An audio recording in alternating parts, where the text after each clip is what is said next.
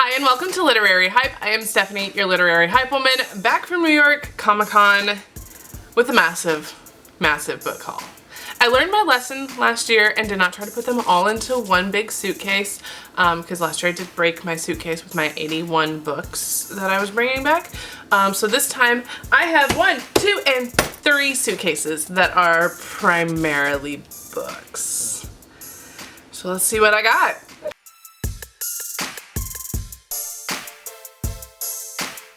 As usual, I'm going to start with the books that I took with me to the convention to get signed and let you know if I was successful or not. I'll start with a set of 4 books, and that is the Wicked series by Gregory Maguire. He was there doing 1 panel and 1 signing that was a very late signing, so it was not in the normal room. It took me a while to find it, but I did find it, and so all 4 books in the Wicked series are signed. He was very concerned about my rotator cuff with the bag of books that I was carrying, and I kept telling him, like, this is the light load. I've already dropped off a lot of books at bag check and my camera equipment, so this is a treat to be walking around this freely. But he kept insisting I leave my bag with him, so he was very concerned about my shoulders. I took my Arc of Air by Sabaa Tahir, and I was successful in getting it signed. Once again, I took my Arc of A Fate Inked in Blood by Daniel L. Jensen to a convention, and once again I failed at getting it signed. All of her signings were ticketed and you had to buy a book to get in the line, and they just weren't at times that were convenient to me, so it is what it is. It's still unsigned. Another one I failed at getting signed was Where Sleeping Girls Lie. This was last year's New York Comic-Con exclusive bound manuscript. And by the time I got to the booth, they were gone. I went over to get my Arc of The Wren in the Holly Library signed by K.A. Lind, and the line was really long, but I saw a friend, and so I passed it off to my friend, and my friend did get it signed, and I just now discovered that there were a whole bunch of stickers and bookmarks and a little copy of the Monster Treaty. I don't know that you can't really read it. Maybe I'm just too blind, but it's very small print. I don't think you can read it. So yes, successful on the Wren in the Holly Library. I took my Arc of Elizabeth of East Hampton by Audrey Bellezza and Emily Harding, and I was successful at getting this one signed because I did an interview with them. They are so much fun, so be looking for that conversation. We got a little excited and soapboxy on some hot takes of the entertainment business, and it was just really fun to talk to them because they are both TV producers, as am I, so it was a little nerdy. On the panel with Audrey and Emily was Sarah T. Dubb, and I also got my Arc of Birding with Benefit signed by her. Also on the Gallery Books Love is in the Air panel was Lauren Lane, and so I got my copy of Marriage on Madison Avenue and Miranda in Retrograde signed. I did get a bingo during that panel, but the person in front of me took the last 2 books, and so I did not get one of the prize books. Allegedly one is coming to me, so just add that to my total of books. I took my copy of The Stars Undying by Emery Robin, and I did get this one signed. I popped over to Kayla Cottingham's line with my Arc of This Delicious Death, and I did get it signed. I also took my advanced bound manuscript of Steintanglers by R.L. Stein, which was a San Diego Comic-Con exclusive. I did take that, and I was successful. I popped into that line, and he did sign it. Sydney J. Shields did sign my Arc of Honey Witch, and R.A. Salvatore signed my Arc of Penquickle's Folly from last year at New York Comic-Con while we were doing an interview. So be looking for that. It is a really interesting conversation just from the perspective of writing and longevity. We don't really get into the books themselves that much like I usually do because this conversation was just so interesting. So be on the lookout for that. I also took my Arc of Blood City Rollers by V.P. Anderson and got it signed when we were doing our interview. So that's another one to look for. This might be the biggest interview just considering that the show is about to come out, but I did get to interview Hugh Howey, who wrote the books that the show Silo is based on, and so I took my box set. There's the 3 main ones and then the short stories, and these are all signed. But I also took some books for other people to get signed. So I took a singular copy of Wool, which is the first book in the series, as well as another set of all 3, and then I distracted Hugh. So the 3 did not get signed, the single one did. My bad. A couple of my coworkers are huge Seanan McGuire fans, so I took their books, Every Heart a Doorway and Down Among the Sticks and Bones. These both did get signed. I did not have the time to go through that line. It was the same time as the K.A. Lind line that was very long. So my friend also got these signed for me, to then hand off to people as if I got them signed. Oops. And then a friend reached out to me saying that their daughter, who I used to play with when she was wee baby child, she's now a reader, which is crazy to me that she's old enough to read. But she's a huge fan of the Wings of Fire series, and the author was going to be there, so I grabbed her a copy of the graphic novel, book number 1, and a limited edition of the novel with the sprayed edges, and both of these are signed. Now on to the freebies! This is what I know. This is what you're really looking for. You want to see the free books. You want to see what I bought. I know. That's where we are. But I'm gonna make you wait for the good ones. You're gonna have to wait. They're gonna be last.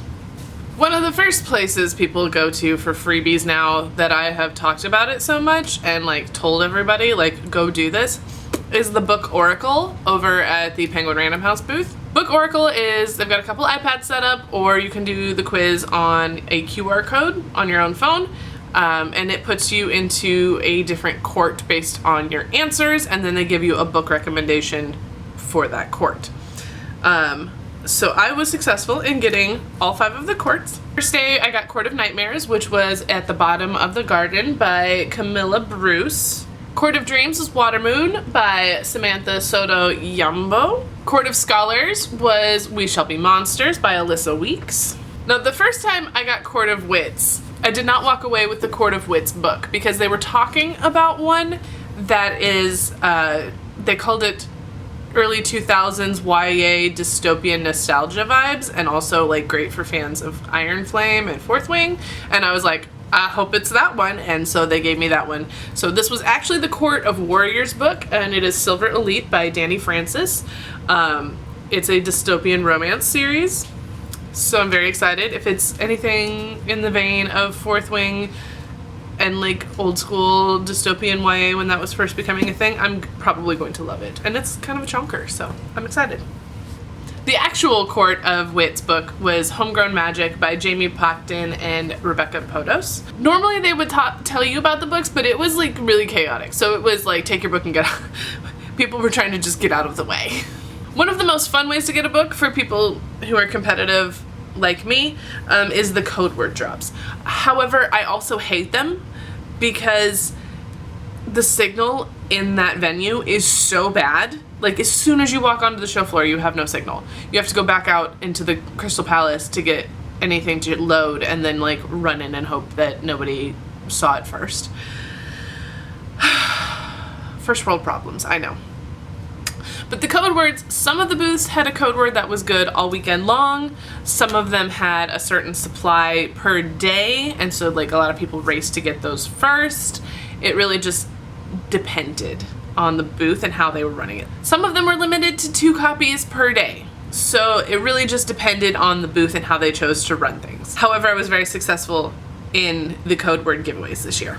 The first one I got on day 1 was Star Wars, Reign of Empire, The Mask of Fear by Alexander Freed. This code word was Mon Mothma requires aid, or request your aid, or something like that.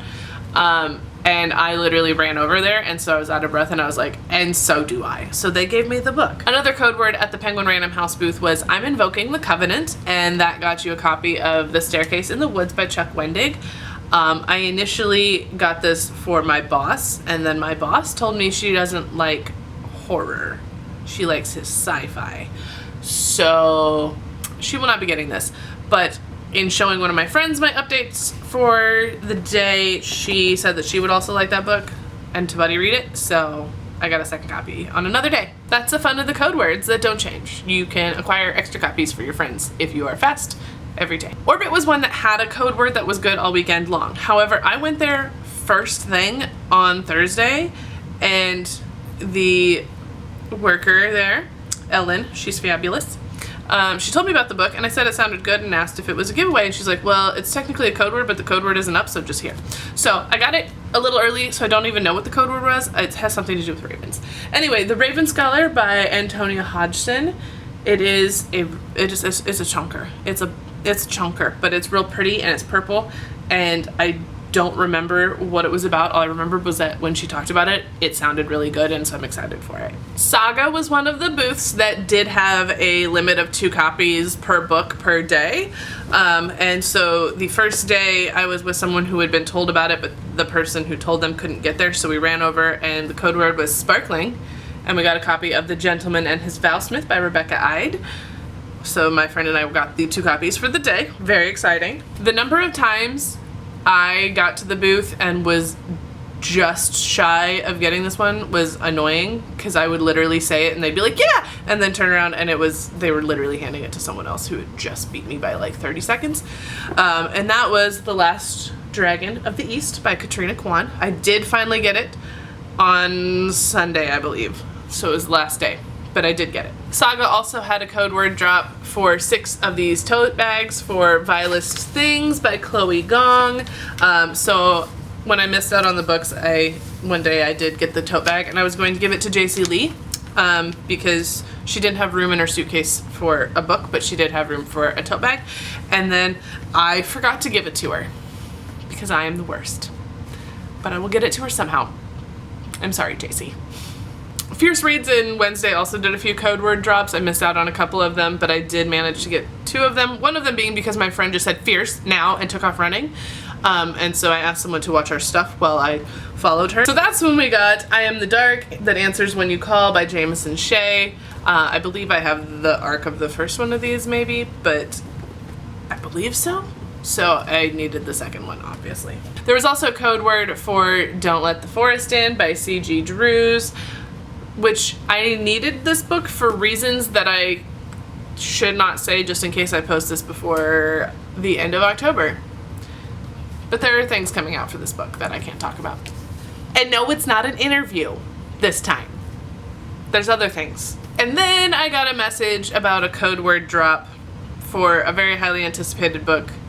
But I was literally in the middle of the 4th row of a panel for Audible and could not escape even if I wanted to, without there was really no way out of there in a time effective method. It was just not a thing that I could do, so I was really upset that I was missing out on the book.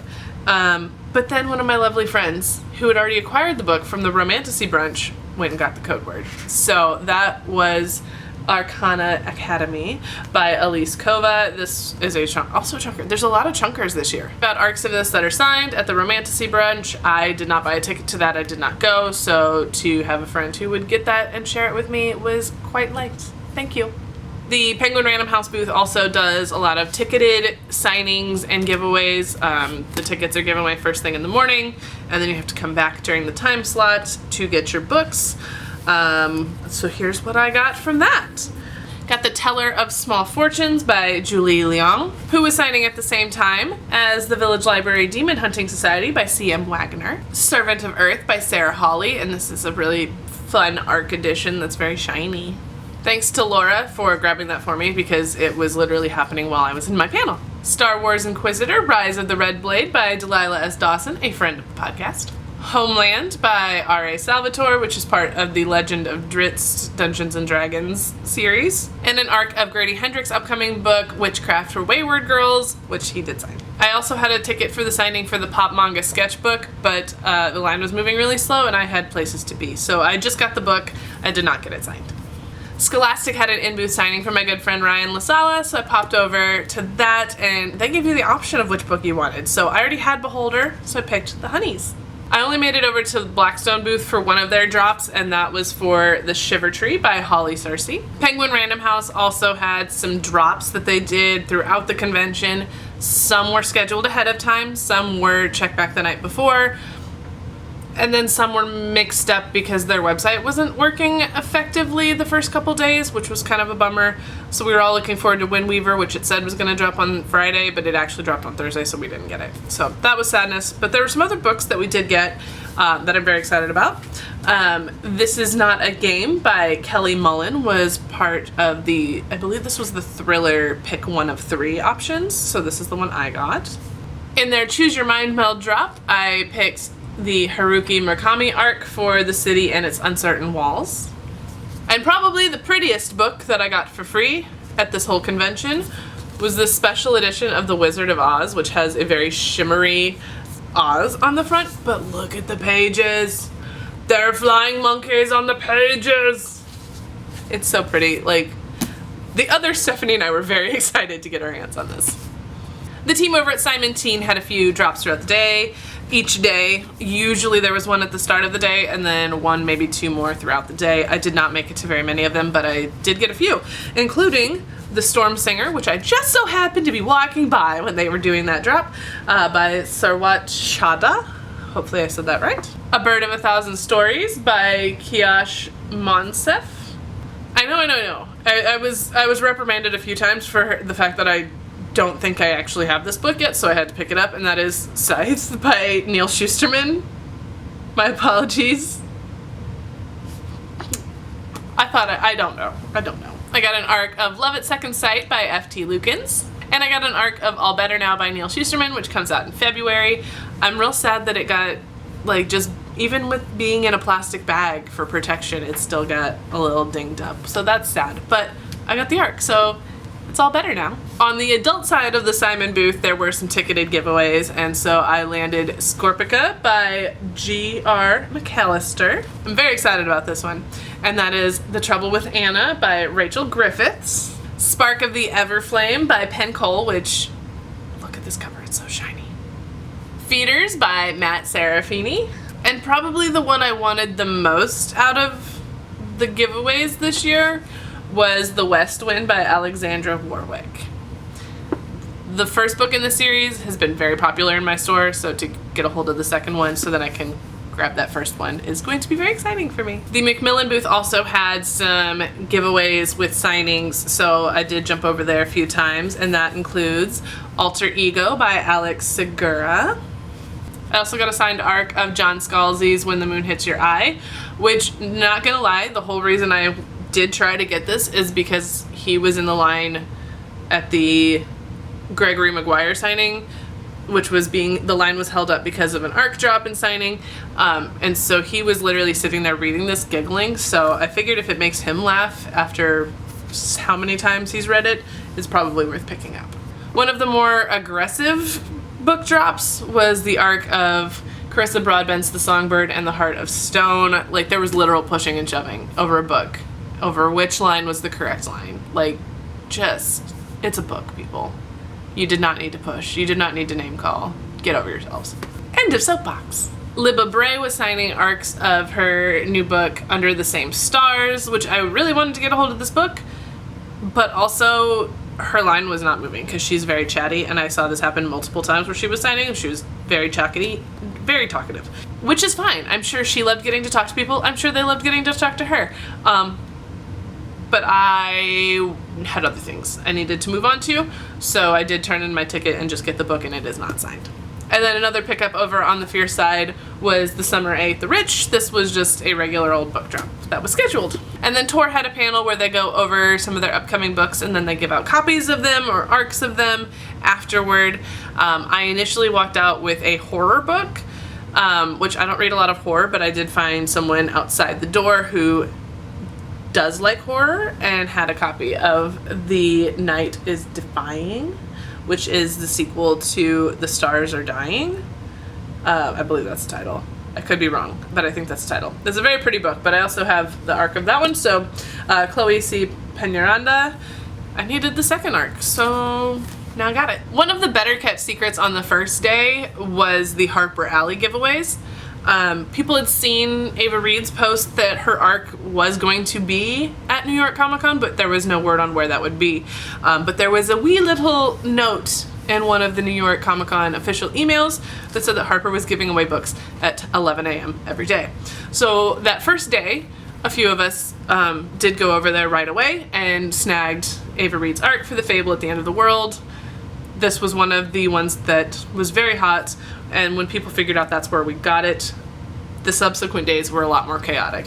However, that first day, no one knew about it. So I walked by like 15 to 20 minutes later and they still had some of the books. So the way they did it was they had 7 copies 7-8 copies each of like 10 different books. And they were the same books every day, same number of copies every day. It was very simple. But I walked by like 20 minutes after the first day's drop and they still had a bunch, and so they told me to take another one. And when I was trying to decide between two, they told me to just take both. So I got Soman Chainani's upcoming graphic novel, Coven, and he's a St. Louis guy. He's a friend of the podcast, friend of the channel, so I had to get that one. But also there's another St. Louis author, and that is Catherine Bakewell and her book Where the Shadows Bloom. She does a little cozy fantasy, so I was definitely interested in supporting her and shouting out that book. And then on Friday and Sunday I did go back again, so I got A Language of Dragons by S.F. Williamson and Sasha Payton Smith's The Rose Bargain. This cover is just so freaking pretty. The light is not helping matters, but it's a really pretty cover. So I definitely got that. There were a couple other books. I could have gone back the next day, but I just didn't. I was like, you know what? I don't have room in my suitcase for another book. So I didn't go back, and that's okay.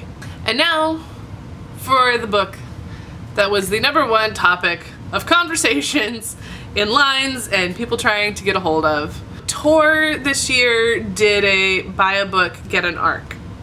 And that was how what you had to do to get a hold of the most anticipated ARC of this, probably the entire convention. There was a lot of people gunning for it. I was very lucky on the first day that I did get it. I was very lucky that I was in the first group of people that was able to get to the booth on Thursday and acquire it before it was out for the entire weekend at that booth.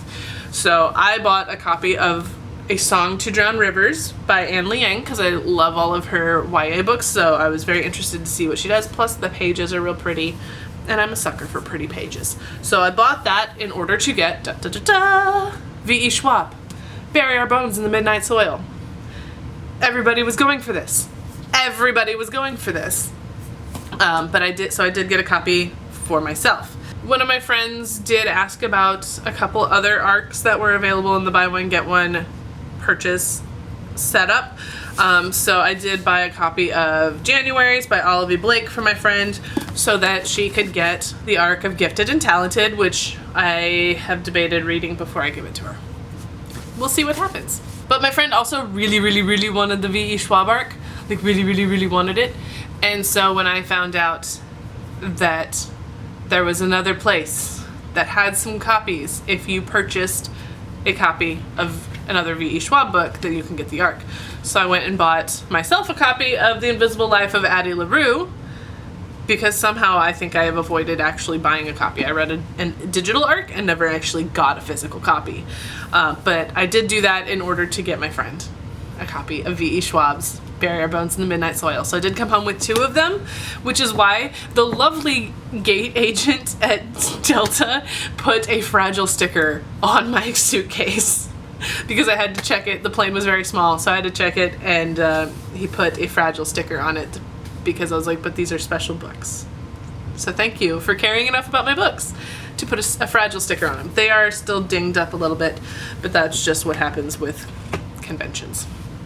The V.E. Schwab book with purchase also did come with a tote bag that says Love is Hungry.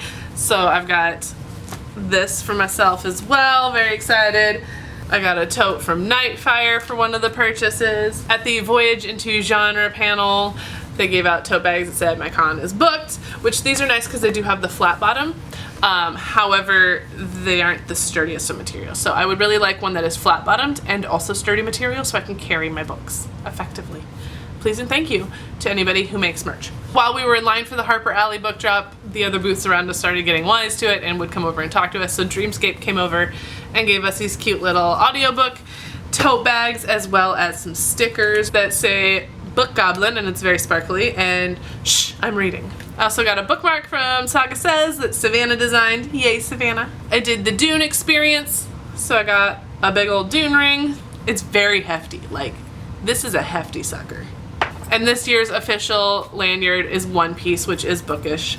So I knew better than to come home with only mine. So I did get us an extra one for my husband. I got some for my siblings and some friends that are also big One Piece fans.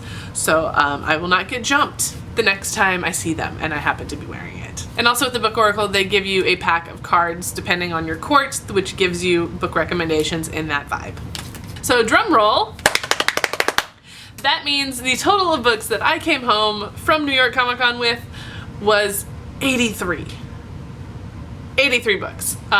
Last year my record was 81 of all the books that I came home with, including what I bought, what I took to get signed, and the freebies. All of that added up to 81 last year. This year it adds up to 83, so I did set a new record!